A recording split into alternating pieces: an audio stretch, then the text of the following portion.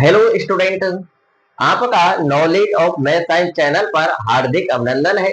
आज की इस वीडियो में प्रश्नावली 1.3 को सॉल्व करने वाले हैं और सब कुछ आपके माइंड में सेट होने वाला है।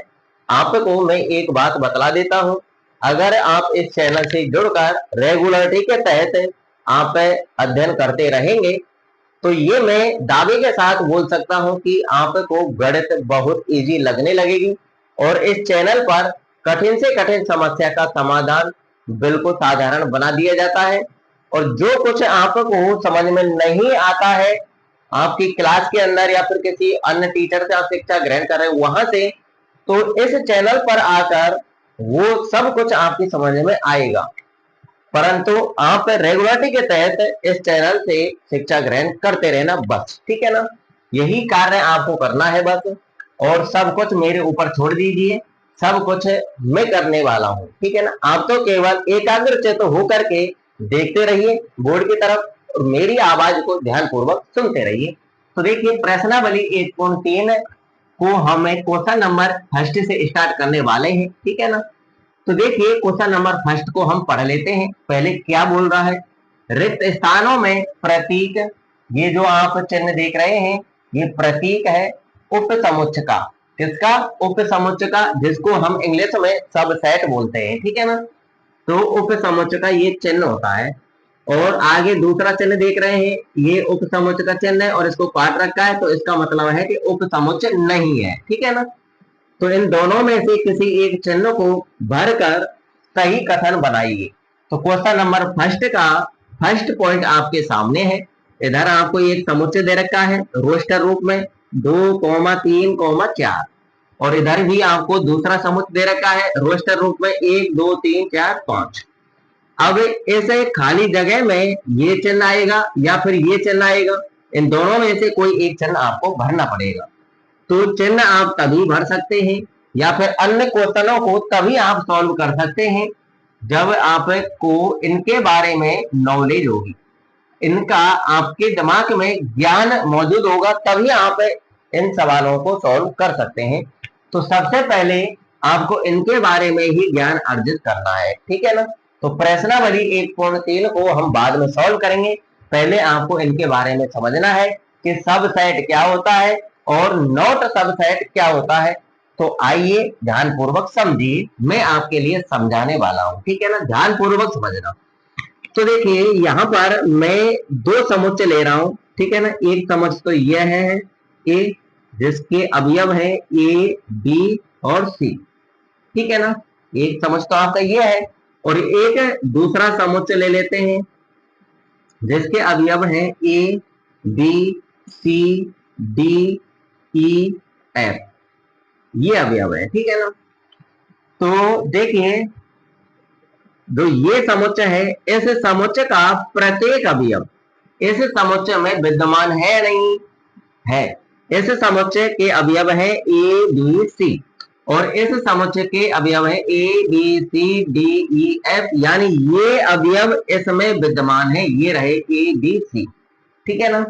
तो अगर किसी समुच्चय ए का प्रत्येक अवयव समुच्चय बी में विद्यमान है या फिर बी समुच्चय बी का भी अवयव है, तो समुच्चय ए समुच्चय बी का एक उप समुच्चय कहलाता है।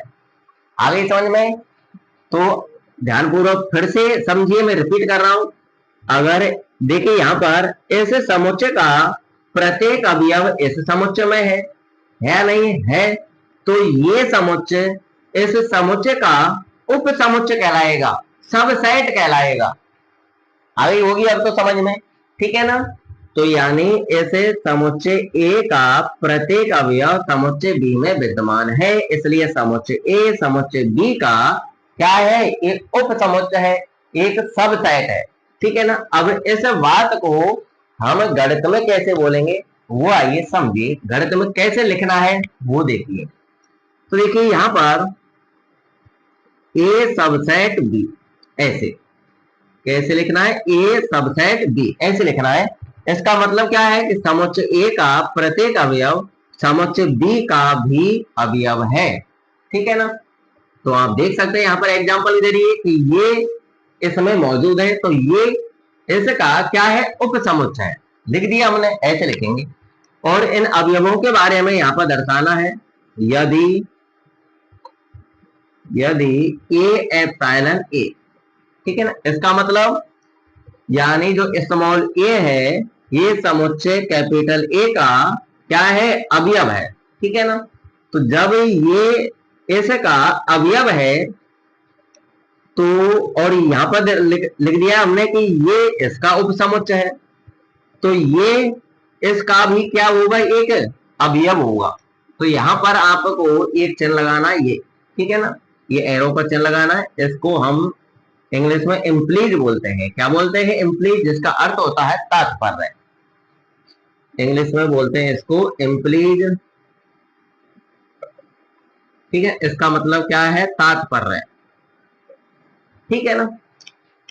तो यहाँ पर इसके बारे में लिख देना है ए एप्सिलॉन बी, ठीक है ना। अब इसको पूरे को कैसे पढ़ेंगे वो देखिए, ध्यान पूर्वक समझना। समुच्चय ए समुच्चय बी का एक सबसेट है। यदि ए यानी स्मॉल ए समुच्चय कैपिटल ए का अवयव है, तात्पर्य है कि, इसका मतलब क्या है, तात्पर्य है कि स्मॉल ए समुच्चय बी का भी एक अवयव है, ठीक है ना। ऐसे पढ़ेंगे इसको, आगे समझ में। तो ऐसे हम आगे चल के और प्रयोग करते रहेंगे इस लाइन का, ठीक है ना। तब और अच्छा आपके समझ में आ जाएगा। जब हम बार बार किसी चीज को रिपीट करते हैं तो वो सब कुछ अपने माइंड में सेट हो जाता है, ठीक है ना। तो अब आपको ये तो पता चल गया होगा कि सबसेट कौन होता है, ठीक है ना। तो यहाँ पर इस समुच्चय का प्रत्येक अवयव इस समुच्चय में है, तो ये समुच्चय इस समुच्चय का क्या कहलाएगा, सबसेट कहलाएगा, उपसमुच्चय कहलाएगा। इतना क्लियर। इसको गणितीय भाषा में हम इस प्रकार से परिभाषित करते हैं, ठीक है ना। ए सबसेट बी, यदि a epsilon a implies a epsilon b, ठीक है ना। इसका मतलब आपको मैंने अभी बता दिया, फिर से रिपीट कर रहा हूँ, बहुत स्लो मोशन में आपको पढ़ा रहा हूँ, ठीक है, सब कुछ आपके समझ में आ जाए इसलिए। तो यहाँ पर ए सबसेट बी यानी समुच्चय ए समुच्चय बी का उपसमुच्चय है। यदि स्मॉल ए समुच्चय कैपिटल ए का अवयव है, तो तात्पर्य है कि स्मॉल ए समुच्चय बी का भी एक अवयव है, ठीक है ना। क्लियर। अब देखिए, अब आपकी समझ में इतना तो आ गया होगा कि ये समुच्चय इस समुच्चय का क्या है, सबसेट है, उपसमुच्चय है। अब देखिए, इस समुच्चय का प्रत्येक अवयव इसमें है, परंतु ये आवश्यक नहीं है, ये जरूरी नहीं है कि इस समुच्चय का भी प्रत्येक अवयव इसमें होना चाहिए। ये कोई आवश्यक नहीं है। इस समुच्चय का प्रत्येक अवयव इसमें होना आवश्यक है, तभी इस समुच्चय को हम इस समुच्चय का उपसमुच्चय बोलेंगे, सबसेट बोलेंगे। क्लियर। अब अगर ऐसा हो जाए कि इस समुच्चय का प्रत्येक अवयव इसमें है और इस समुच्चय का प्रत्येक अवयव इसमें है, तब क्या होगा। तो देखिए यहाँ पर और एग्जांपल ले लेते हैं।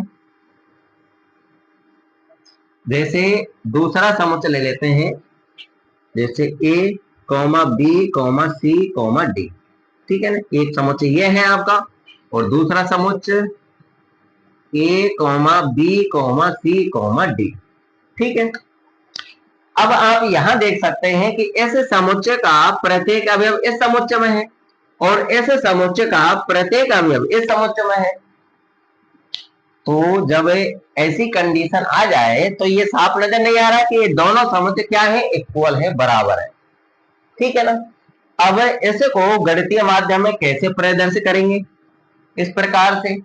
तो देखिए यहाँ पर यदि ए सबसेट बी, ये सबसेट बी का मतलब यानी समुच्चय ए का प्रत्येक अवयव समुच्चय बी में है, इसलिए समुच्चय ए समुच्चय बी का क्या है, एक उपसमुच्चय है। क्लियर। तथा ये बात हमने ये क्लियर कर दी, ए सबसेट बी और बी का समुच्चय बी का प्रत्येक अवयव समुच्चय ए में है, ठीक है ना। तो ये भी दर्शा, इसलिए यानी इस समुच्चय का प्रत्येक अवयव इस समुच्चय में है, इसलिए यह समुच्चय भी इस समुच्चय का क्या कहलाएगा, उपसमुच्चय कहलाएगा, सबसेट कहलाएगा। तथा बी सबसेट ए, ऐसे होगा या नहीं होगा? होगा। यानी ए सबसेट बी है और बी सबसेट ए, क्योंकि ए समुच्चय ए का प्रत्येक अवयव समुच्चय बी में है और समुच्चय बी का प्रत्येक अवयव समुच्चय ए में है। ठीक है ना, क्लियर। जब ऐसी कंडीशन आ जाए तो आगे आपको ये टू वे इम्प्लीकेशन आपको यूज करना है। इसको बोलते हैं टू वे इम्प्लीकेशन, और यह चिन्ह वन वे इम्प्लीकेशन है। वन वे मतलब एक तरफ रास्ता बतला रहा है, और यहाँ पर ये इसको बोलते हैं टू वे इम्प्लीकेशन। ठीक है ना, तो ये दोनों तरफ अपन को दर्शा रहा है। तो इसको हमें इंग्लिश में इफ लिखते हैं। क्या लिखते हैं? इफ। इसको हम इंग्लिश में क्या लिखते हैं? इफ। और इसका हिंदी रूपांतरण होता है यदि और केवल यदि। क्या होता है? यदि और केवल यदि। इस चिन्ह का हिंदी रूपांतरण क्या होता है? यदि और केवल यदि। ठीक है ना, तो जब ए सबसेट बी है, बी सबसेट ए है, तो दोनों सबसेट कैसे हो गए? इक्वल हो गए। तो आपको इक्वल दर्शाने से पहले आपको ये चिन्ह लगाना है, या फिर इसकी जगह पर आप अतः का भी प्रयोग कर सकते हैं। ठीक है ना, तो ए बराबर बी ऐसे आपको लिखना है गणित के अंदर। आ गई समझ में? आ गया होगा इतना समझ में? जब इतना समझ में आ गया, इक्वल सेट कब होंगे पता चल गया? जब इस समुच्चय का प्रत्येक अवयव इसमें है और इसका इसमें है, तो दोनों समुच्चय क्या कहलाएंगे? इक्वल समुच्चय कहलाएंगे। ठीक है ना, कंप्लीट इतना। अब आगे और समझिए, तो इसको मैं मिटा देता हूं। अब आपको समझ में आ गया होगा कि सबसेट क्या होता है। अब नॉट सबसेट समझ लो एक बार कि नॉट सबसेट कैसे होगा। तो देखिए, यहाँ पर मैं दो समुच्चय के जरिए आपको समझा देता हूँ। जैसे समुच्चय ले लेता हूं मैं 1 2 3 ले लिया, और एक दूसरा समुच्चय ले लेता हूं बी। यहाँ पर लिख लेता हूं मैं 1 3 4। ठीक है ना, ये दो समुच्चय हैं मेरे पास। इस समुच्चय के अवयव है 1 2 3, और इस समुच्चय के अवयव है 1 3 4। अब देखिए, क्या इस समुच्चय का प्रत्येक अवयव इसमें है? नहीं है, प्रत्येक अवयव नहीं है। यहाँ पर एक है तो एक इसमें है, तीन यहाँ है, परंतु दो यहाँ पर है, दो यहाँ पर नहीं, और चार यहाँ पर है, चार यहाँ पर नहीं है। ऐसे समुच्चय का प्रत्येक अवयव इस समुच्चय में नहीं है, और इस समुच्चय का प्रत्येक अवयव इस समुच्चय में नहीं है। जब ऐसी कंडीशन आ जाए तो उस कंडीशन में ये दोनों नॉट सबसेट कहलाते हैं। यानी ये इसका उपसमुच्चय नहीं है और ये भी इसका उपसमुच्चय नहीं है। ठीक है ना, तो इस कंडीशन को फॉलो करने के लिए कौन सा चिन्ह प्रयोग करना है? ये। तो इसको हम इस प्रकार से लिखते हैं ए नॉट सबसेट। सबसेट का चिन्ह बना के उसको काट देना है, तो इसका मतलब नॉट सबसेट बी। ठीक है ना, ऐसे। आ गई समझ में? प्रत्येक अवयव होना बेहद जरूरी है दूसरे समुच्चय में। ठीक है ना, तभी वो सबसेट कहलाएगा, अन्यथा उसे हम नॉट सबसेट बोलेंगे। क्लियर? इतनी बात क्लियर हो गई होगी। अब दूसरी बात समझिए। अब आपको जो मैं बतलाने जा रहा हूं उनको माइंड में नोट कर लेना, इंपॉर्टेंट पॉइंट है। ठीक है ना, तो देखिए यहां पर जैसे समुच्चय ए है आपका ए बी और सी। तो देखिए, कोई भी समुच्चय ले लो आप, जो भी समुच्चय आप ले रहे हैं, तो यानी प्रत्येक समुच्चय स्वयं का उप समुच्चय कहलाता है। ये आप नोट कर लेना माइंड में। ठीक है ना, यानी प्रत्येक समुच्चय स्वयं का उप समुच्चय होता है। उप समुच्चय होता है वो।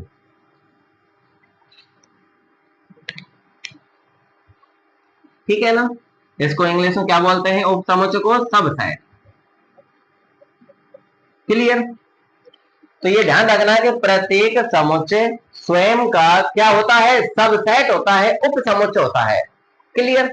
तो इसको हम इस प्रकार से प्रेजेंट कर सकते हैं, ए सबसेट ए, ऐसे अपन लिख सकते हैं। ठीक है ना, नोट कर लेना, माइंड में सेट होना चाहिए कि प्रत्येक समुच्चय स्वयं का एक उप समुच्चय होता है, सबसेट होता है। क्लियर? अब दूसरा पॉइंट भी नोट कीजिए। दूसरा पॉइंट, हम पहले ही यानी पिछली वीडियो में हम रिक्त समुच्चय के बारे में पढ़ चुके हैं।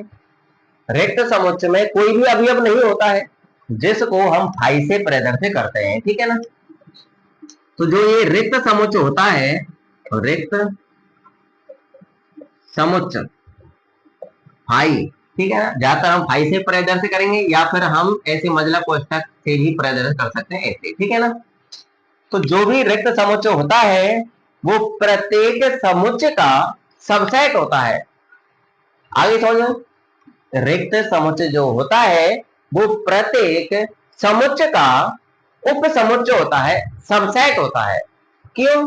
क्योंकि रिक्त समुच्चय में कोई अवयव ही नहीं होता है, इसलिए वो खाली होता है, इसलिए प्रत्येक समुच्चय का वो उप समुच्चय कहलाता है। आगे समझ में आगे होगी तो इसको मैं पूरा कर देता हूं कि रिक्त समुच्चय फाई प्रत्येक समुच्चय का उप समुच्चय होता है। क्लियर? इस बात को माइंड में सेट कर लेना। रिक्त समुच्चय फाई प्रत्येक समुच्चय का उप समुच्चय होता है, सबसेट होता है, ठीक है ना। ये दो इंपॉर्टेंट पॉइंट हैं आपके लिए कि प्रत्येक समुच्चय स्वयं का उप समुच्चय होता है, ठीक है। दूसरा पॉइंट, रिक्त समुच्चय फाई प्रत्येक समुच्चय का एक उप समुच्चय होता है। क्लियर? ये क्लियर हो गया हो तो नेक्स्ट में बढ़े। चलिए नेक्स्ट में बढ़ते हैं। अब 2 पॉइंट और याद कीजिएगा, उसके बाद हम प्रश्नावली 1.3 पर चलेंगे, ठीक है ना। फिर जो भी मैंने आपको बताया है इसका फिर से एक बार 2 मिनट में रिवीजन कर लेंगे, ठीक है ना, ताकि तरोताजा हो जाए और क्वेश्चनों को आप आसानी से सॉल्व कर सकें। तो देखिए अभी मैंने ये कहा था, 2 एग्जाम्पलों के जरिए मैंने ये बताया था, small a small b small सी। एक समुच्चय यह है, एक दूसरा समुच्चय यह है ए बी सी डी और ई। चलो इतने ही ले लेते हैं, ठीक है ना। तो देखिए इस समुच्चय का प्रत्येक अवयव इसमें है और इसका प्रत्येक अवयव इसमें नहीं है, ठीक है ना। तो ऐसी कंडीशन में समुच्चय ए को समुच्चय बी का उचित उप समुच्चय बोलेंगे। क्या बोलेंगे? उचित उप समुच्चय। आगे समझ में, यदि समुच्चय ए का प्रत्येक अवयव समुच्चय बी में है, समुच्चय बी का प्रत्येक अवयव समुच्चय ए में नहीं है, तो समुच्चय ए को समुच्चय बी का उचित उप समुच्चय बोलेंगे। आगे समझ में, तो यानी समुच्चय जो ये है आपका समुच्चय ए समुच्चय बी का क्या है? उचित समुच्चय है, उचित उप समुच्चय है, उचित उप समुच्चय है। क्लियर? इतनी बात क्लियर हो गई। हम ये तो पहले पढ़ चुके हैं, यदि किसी समुच्चय ए का प्रत्येक अवयव समुच्चय बी में है तो समुच्चय ए समुच्चय बी का एक उप समुच्चय कहलाता है। परंतु यहाँ पर आगे चल के हम फिर से पढ़ रहे हैं यही बात कि यदि समुच्चय ए का प्रत्येक अवयव समुच्चय बी में है और समुच्चय बी का प्रत्येक अवयव समुच्चय ए में न हो, तो उस कंडीशन में समुच्चय ए समुच्चय बी का एक उचित उप समुच्चय कहलाता है। क्लियर? अगर ये बात क्लियर हो गई हो तो जो ये बी है, बी यानी समुच्चय बी समुच्चय ए का अधिसमुच्चय कहलाता है इस कंडीशन में। तथा ये भी नोट करना, तथा समुच्चय बी समुच्चय ए का अधिसमुच्चय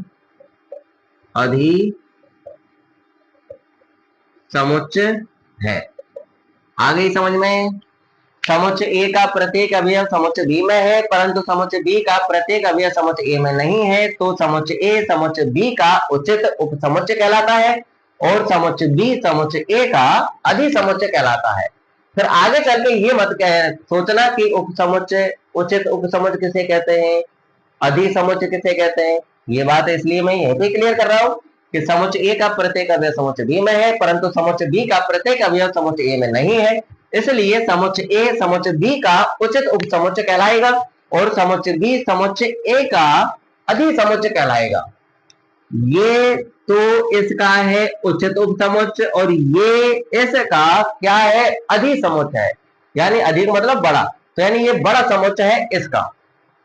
आगे समझ में क्लियर हो गई होंगी। अगर आपको अब भी कुछ डाउट है, कुछ परेशानी है, तो कमेंट के माध्यम से मुझे बतला देना और भी आपकी समस्या का समाधान और बेहतर ढंग से कर दिया जाएगा। ठीक है ना, वैसे खूब समझाया है। या फिर आप एक काम कर सकते हैं, इस वीडियो को दोबारा से रिव्यू कर लेना, बिल्कुल सब कुछ क्लियर हो जाएगा। ठीक है ना, अब हम क्वेश्चनों की तरफ चलते हैं, सब कुछ आपके माइंड में सेट हो जाएगा। अब देखिए आपको एक समुच्चय ये दे रखा है, इसके अवयव है 2 3 4 और यहाँ पर है 1 2 3 4 5। तो यहाँ पर कौन सा चिन्ह आएगा? अब जो मैंने अभी आपके लिए समझाया है, अगर वो ज्ञान आपके माइंड में सेट हो चुका है तो इसका जवाब आपके माइंड में आ चुका होगा कि इस समुच्चय का प्रत्येक अवयव इस समुच्चय में विद्यमान है या नहीं है? 2 3 4 2 3 4। तो इस समुच्चय का प्रत्येक अवयव इस समुच्चय में विद्यमान है, इसलिए यह समुच्चय इस समुच्चय का क्या है? उप समुच्चय है, सबसेट है। जब ये इसका सबसेट है तो ये चिन्ह भरा जाएगा, बिल्कुल यही चिन्ह भरा जाएगा। भर लिया, अच्छी बात है। अब हम नेक्स्ट क्वेश्चनों की तरफ गमन करते हैं। अगर वीडियो आपके लिए इंफॉर्मेटिव है, ठीक है ना, अच्छी लग रही है आपको वीडियो, तो वीडियो को कृपया लाइक कर देना, शेयर कर देना। और इस चैनल पर बिल्कुल फ्री ही पढ़ाया जाता है।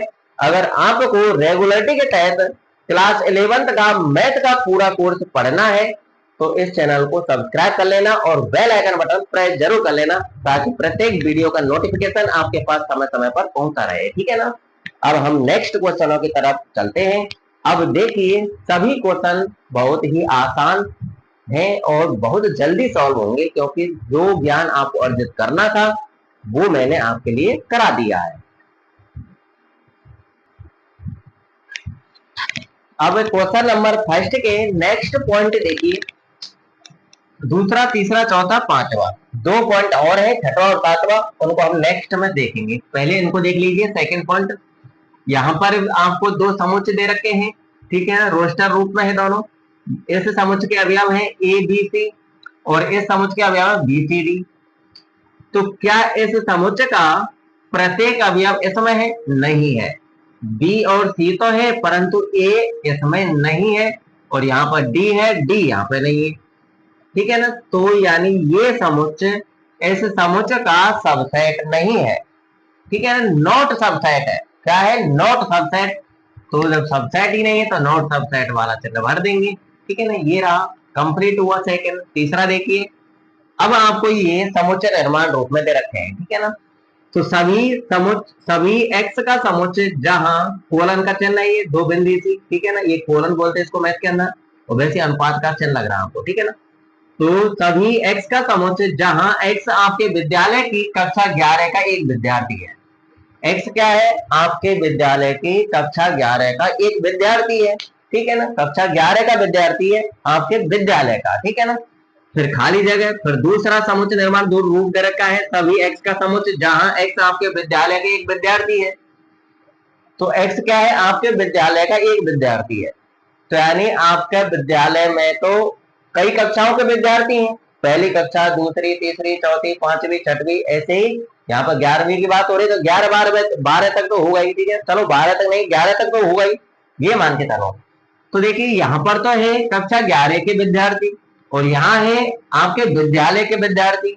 यहाँ पर ध्यान समझना, यहाँ पर क्या है? केवल कक्षा 11 के विद्यार्थी हैं, वो भी आपके विद्यालय के। और यहाँ पर क्या है? यहाँ पर आपके विद्यालय के विद्यार्थी हैं। तो क्या ये विद्यार्थी इसमें मौजूद नहीं है? है, आपके विद्यालय का विद्यार्थी है नहीं, ये कक्षा 11 का विद्यार्थी है। तो यानी हम ये कह सकते हैं कि इस समुच्चय का प्रत्येक अवयव इस समुच्चय में विद्यमान है। ठीक है ना, पर दोबारा से रिपीट कर रहा हूं, ध्यान समझना। ये तो है कक्षा 11 के विद्यार्थी जो आपके विद्यालय के हैं, और ये है आपके विद्यालय के विद्यार्थी सभी। ठीक है ना, कक्षा 1, कक्षा 2, कक्षा 3, यहाँ पर कक्षा का जिक्र नहीं किया है, तो यानी ये कह रहा है कि आपके विद्यालय के एक विद्यार्थी कोई भी कक्षा का हो सकता है, यानी पहली, दूसरी, तीसरी, चौथी, पांचवी सभी विद्यार्थी आ जाएंगे इसके अंदर। ठीक है ना, तो ये कक्षा 11 के विद्यार्थी यहाँ पर भी तो मौजूद है।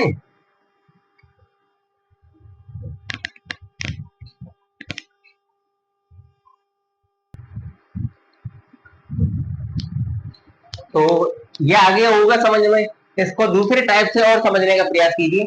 जैसे एक रजिस्टर में कक्षा 11 के विद्यार्थियों का नाम लिखा है और एक रजिस्टर ऐसा है जिसमें आपके विद्यालय के विद्यार्थियों का नाम लिखा है सभी का। तो ये बताइए कि इन विद्यार्थियों का नाम दूसरे रजिस्टर में होगा या नहीं होगा। जो विद्यालय जैसे रजिस्टर में विद्यालय के सभी विद्यार्थियों का नाम लिखा है उसमें होगा या नहीं होगा, होगा। तो अब तो आपके समझ में आ गया होगा, ठीक है ना। तो हम ये कह सकते हैं कि इस समुच्चय का प्रत्येक अवयव इस समुच्चय में है, इसलिए यह समुच्चय इस समुच्चय का सबसेट है। जब सबसेट है तो सबसेट वाला चिन्ह भर देंगे इस समय। क्लियर। अगला देखिए, सभी x का समुच्चय जहां x किसी समतल में स्थित एक वृत्त है। क्या है, किसी समतल में स्थित एक वृत्त है, ठीक है ना। अब यहाँ पर वृत्त की त्रिज्या का जिक्र नहीं किया है। यहाँ पर किसी भी त्रिज्या के वृत्त हो सकते हैं, ठीक है। एक से नहीं, एक से कम, एक से ज्यादा, सभी वृत्त हैं, ठीक है ना। और इधर दूसरा समुच्चय है सभी x का समुच्चय जहां x एक समान समतल में वृत्त है जिसकी त्रिज्या एक इकाई है, ठीक है ना। एक दूसरा समतल है जिस पर क्या बने हुए हैं, वृत्त बने हुए जिनकी त्रिज्या एक इकाई है, ठीक है ना। क्या है, एक इकाई है। तो वो वृत्त तो समान है, परंतु यहाँ पर जो ये समुच्चय है इस समुच्चय में सभी वृत्त हैं, सभी कम यानी एक त्रिज्या वाले भी हैं, एक त्रिज्या से कम वाले भी हैं और एक इकाई त्रिज्या से ज्यादा भी है, ठीक है ना। सभी प्रकार के वृत्त है, परंतु यहाँ पर केवल वही वृत्त है जिनकी त्रिज्या एक इकाई है।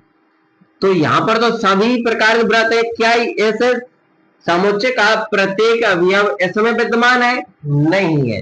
जब इस समुच्चय का प्रत्येक अवयव इस समुच्चय में विद्यमान नहीं है तो नॉट सबसेट वाला चिन्ह भरना है। तो यहाँ पर नॉट सबसेट वाला चिन्ह हम भर देंगे। क्लियर। अगला देखिए पांचवा, सभी x का समुच्चय जहां x किसी समतल में एक त्रिभुज है। ऐसे यहाँ बात हो रही है कि कोई समतल है, उस समतल में क्या है, त्रिभुज है। अब वो त्रिभुज कैसे है, ऐसे नहीं कहा गया, सभी प्रकार त्रिभुज है। अब त्रिभुज के अंदर तो सभी प्रकार त्रिभुज आ जाते हैं, समबाहु त्रिभुज, समद्विबाहु त्रिभुज, विषमबाहु त्रिभुज, समकोण त्रिभुज, सभी त्रिभुज हैं इस समय तो, ठीक है ना, इस समुच्चय के अंदर। और इस समुच्चय को देखिए, सभी x का समुच्चय जहां x किसी समतल में स्थित एक आयत है। तो एक दूसरा समुच्चय है जिसमें क्या है, सभी आयत है।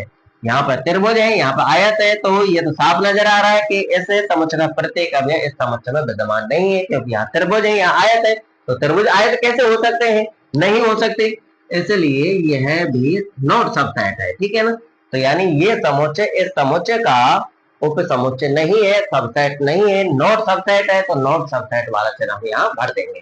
तो क्वेश्चन नंबर फर्स्ट के 5 पॉइंट क्लियर होते हैं। 2 पॉइंट और बचे हैं, उनको भी आप समझिए।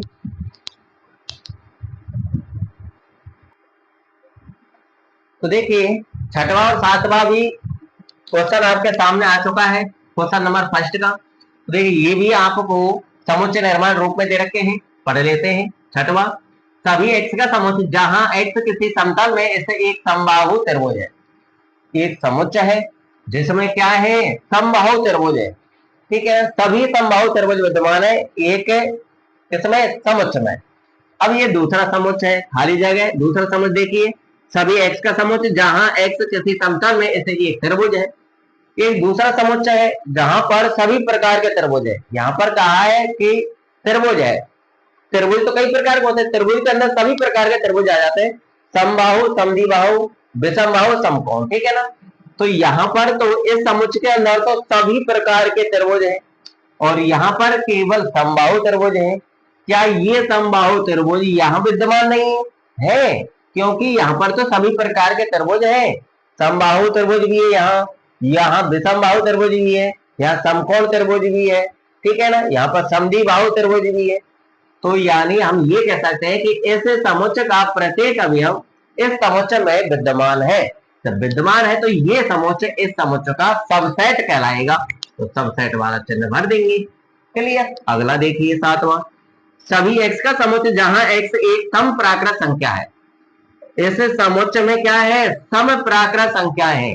सम प्राकृत संख्या, सम प्राकृत संख्या, सम संख्या दो चाल होंगी, प्राकृत संख्या एक चाल होती है, 1 2 3 4 5 6 7 8 9 10 ऐसे अनंत तक, ठीक है ना। तो यहाँ पर सम की बात हो रही है, तो सम प्राकृत संख्या यहाँ पर इस समुच्चय के अंदर केवल 2 4 6 8 10 और डॉट डॉट डॉट, ऐसे ऐसे अनंत तक जा रही है समप्राकृत संख्या। और एक दूसरा समुच्चय इधर, यहाँ पर इसको पढ़ लेते हैं, सभी एक्स का समुच्चय जहां एक्स एक पूर्णांक है, तो इस समुच्चय के अंदर क्या है, पूर्णांक है। पूर्णांक के अंदर तो सभी संख्याएं आ जाती है, सभी तो माइनस वाली, ठीक है ना, और सभी प्लस वाली, ऐसे ही डॉट डॉट, इधर माइनस अनंत तक और इधर प्लस अनंत तक, ठीक है ना। तो देखिए यहाँ पर तो सभी प्रकार की संख्या है, सभी तो माइनस वाली संख्या है, जीरो भी है, सभी प्लस वाली संख्या है, और इस समुच्चय के अंदर केवल सम प्राकृत संख्या है, 2 4 6 8। क्या ये सभी यहां मौजूद नहीं है? बिल्कुल मौजूद है, ठीक है ना।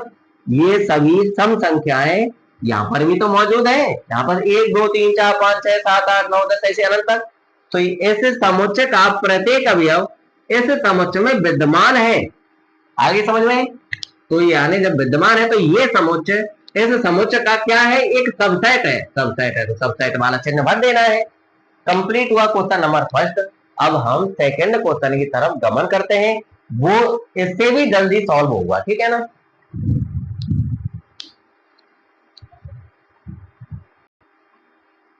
देखिए क्वेश्चन नंबर 2 भी आपके सामने आ चुका है।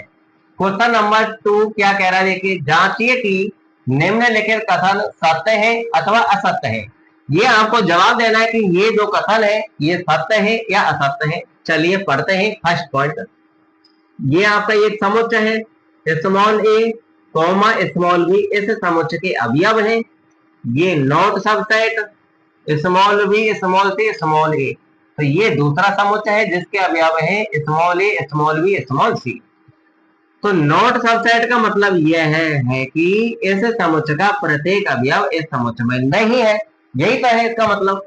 परंतु हम देख रहे हैं यहाँ पर, हम यहाँ देख पा रहे हैं कि इस समुच्चय का प्रत्येक अवयव यहाँ मौजूद है। यहाँ पर स्मॉल ए स्मॉल बी है, यहाँ पर भी तो है स्मॉल ए स्मॉल बी। तो यानी ये समुच्चय इस समुच्चय का सबसेट है, जबकि क्वेश्चन कह रहा है कि नॉट सबसेट।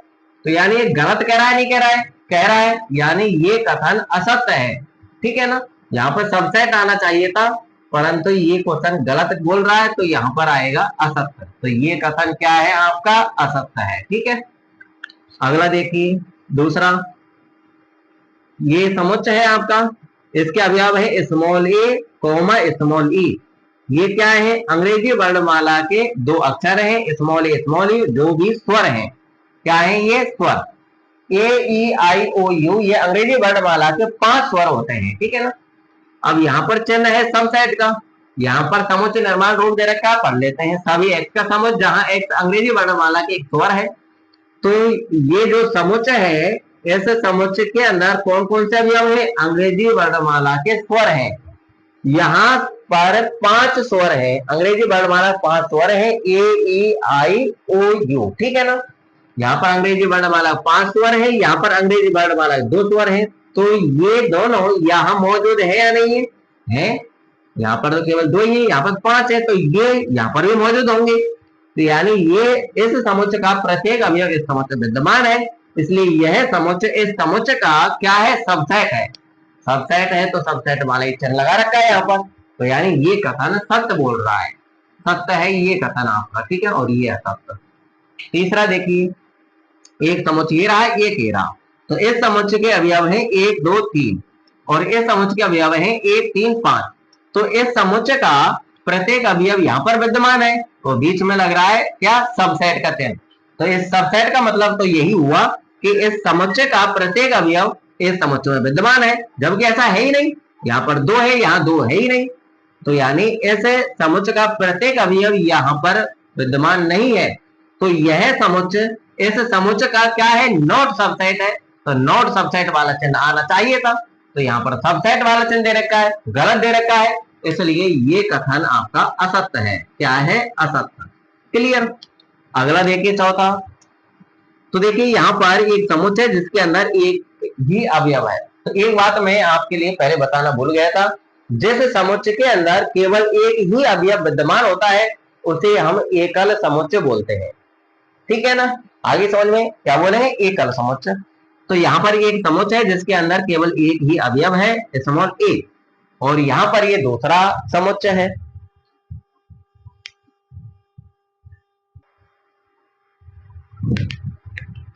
तो यहाँ पर क्या है, ये एकल समुच्चय है जिसके अंदर केवल एक ही अवयव है स्मॉल a, और ये दूसरा समुच्चय है जिसके अंदर तीन अवयव है a b c। क्या यह अवयव यहाँ मौजूद नहीं है? है। तो ये समुच्चय इस समुच्चय का सबसेट है या नहीं है? है। तो यहाँ पर सबसेट वाला इसे लगा रखा है, तो यानी सही लगा रखा है, यानी ये कथन कैसा है? सत्य है। ठीक है ना। अगला देखिए, यहाँ पर ये समुच्चय है जिसके अंदर एक ही अवयव है स्मॉल a, फिर यहाँ पर एप्सिलॉन लगा रखा है। ठीक है ना। फिर यहाँ पर दूसरा समुच्चय small a small b small c जिसके अंदर ये तीन अवयव हैं। ठीक है ना। तो एप्सिलॉन का मतलब होता है कि इस समुच्चय का ये सदस्य है। तो ये समुच्चय इस समुच्चय में कहाँ है? नहीं है, अवयव है। इस समुच्चय का ये अवयव इस समुच्चय का अवयव है, परंतु ये तो पूरा समुच्चय है, तो ये समुच्चय इस समुच्चय में विद्यमान नहीं है। अगर ये समुच्चय इस समुच्चय में विद्यमान होता तो कैसे लिखा होता, वो यहाँ पर समझिए। ऐसे लिखा होता स्मॉल a कॉमा b और कॉमा c, ऐसे लिखा होता। ठीक है ना। समुच्चय समुच्चय ये ऐसे लिखा होता इसमें जब तो ये शब्द होता। ठीक है। एप्सिलॉन मतलब मैं है या फिर सदस्य है या फिर अवयव है, ऐसे पढ़ते हैं हम एप्सिलॉन को। तो यहाँ पर समुच्चय इसमें विद्यमान नहीं है। ठीक है ना। अवयव है परंतु समुच्चय नहीं है इसके अंदर, तो इसलिए जब विद्यमान नहीं है तो ये कथन कैसा है? असत्य है। कैसा है? असत्य। ठीक है ना। ऐसे होता जब तो सत्य होता। ठीक है ना। अब आगे देखिए छठवां, यहाँ पर अब आपको समुच्चय निर्माण रूप दे रखे हैं। तो यहाँ पर देखिए सभी x का समुच्चय जहां x संख्या 6 से कम एक सम प्राकृत संख्या है। तो 6 से कम प्राकृत संख्या लिखनी है, वो भी सम। और 6 से कम सम प्राकृत संख्या कौन सी होती है? 2 4 होती है, 2 और 4 होती है बस। ठीक है ना। तो ऐसे समुच्चय के अंदर तो ये अवयव है। ठीक है ना, 2,4। और दूसरा समुच्चय देखिए सभी x का समुच्चय जहां x एक प्राकृत संख्या है जो संख्या 36 को विभाजित करती है। तो यहाँ पर उन संख्याओं का समुच्चय है जो 36 को विभाजित करती हैं, वो भी प्राकृत संख्या। 36 को कौन कौन विभाजित करती है? 1 भी विभाजित करता है, 2 भी विभाजित करता है, 3 भी करता है, 4 भी करता है, और 6 भी करता है, और 9 भी करता है, और 18 करता है, और 36 करता है। ठीक है ना। तो यहाँ पर ये प्राकृत संख्या ही है जो ये सभी 36 को विभाजित करती हैं। ठीक है। तो ऐसे समुच्चय के अंदर तो इतनी भारी संख्या है, और इस समुच्चय के अंदर केवल यही है 2 और 4। कह रहा है ना 6 से कम एक सम प्राकृत संख्या। तो 6 से कम प्राकृत संख्या, सम प्राकृत संख्या हम लिख ली 2 और 4 ही। तो अब यहाँ से आप अनुमान लगा लीजिए क्या इस समुच्चय का प्रत्येक अवयव इसमें विद्यमान नहीं है? यहाँ पर 2 4, यहाँ पर भी है 2 4। तो यानी ये समुच्चय इस समुच्चय का क्या है? सबसेट है। यानी ये समुच्चय इस समुच्चय का सबसेट है, तो सबसेट वाला इसे यहाँ पे लगा रखा है, तो यानी ये कथन सत्य है। ठीक है ना। तो क्वेश्चन नंबर दूसरा आपका कंप्लीट होता है। अब टाइम देख लेता हूं मैं। तो देखिए आज के लिए इतना ही काफी, 38 मिनट हो गई। ठीक है ना, 38-39 मिनट हो गई, इतनी ही काफी है, नहीं तो उसके बाद आप बोरिंग महसूस करने लग जाओगे। तो आज के लिए इतना ही काफी। ठीक है ना, बहुत कुछ समझाया मैंने। ऐसे 40 मिनट की क्लास में बहुत कुछ ज्ञान आपने अर्जित किया होगा, इसलिए आपका भी थोड़ा सा फर्ज बनता है। अब फर्ज क्या बनता है? वीडियो को लाइक करना, शेयर करना। ठीक है ना। और अगर आपको रेगुलरिटी के तहत क्लास 11 का मैथ का कोर्स पढ़ना है, वो भी फ्री में, तो इस चैनल को सब्सक्राइब कर लेना और बेल आइकन बटन प्रेस कर लेना। और जो आपके जो क्लास के साथी हैं उनको भी चैनल से अवगत करा देना। और आप जो भी सोशल प्लेटफॉर्म यूज करते हैं वहां पर इस वीडियो को शेयर करना, ताकि ज्यादा से ज्यादा स्टूडेंटों को इस चैनल के बारे में पता चल सके और वो इस चैनल पर आकर के फ्री में शिक्षा ग्रहण कर लिया करें। ठीक है ना। तो इस चैनल पर आपको सब कुछ समझ में आएगा। जो अगर आपको कहीं भी समझ में नहीं आया होगा वो यहाँ पर आपको समझ में आ जाएगा। ठीक है ना। अब मिलेंगे हम नेक्स्ट वीडियो में, जब तक के लिए जय Hind, Vande Mataram, all the best.